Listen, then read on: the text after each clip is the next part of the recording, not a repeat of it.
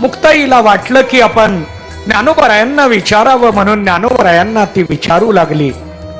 आणि ज्ञानोबरायांना विचारत असताना ज्ञानोबरायांनी मुक्ताईला सांगितलं, थांब म्हटले, आई आणि बाबा हे येतील आणि त्यांची भेट मी तुला घडवून देईन.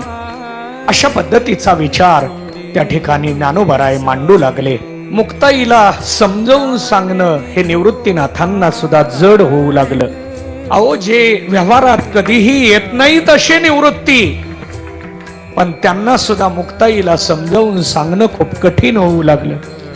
मुक्ताई घराच्या बाहेर आल्या आणि घराच्या बाहेर आल्यानंतर एका महिलेकडे पाहिलं आणि आई आई आई म्हणत तिच्याकडे धावू लागली आणि त्यांच्या जवळ जाऊन आई म्हणून हाक मारून त्यांना धरायला सुरुवात केली. आणि त्यावेळेला त्यांनी वळून पाहिल्याबरोबर लक्षात आलं, ही आपली आई नाही.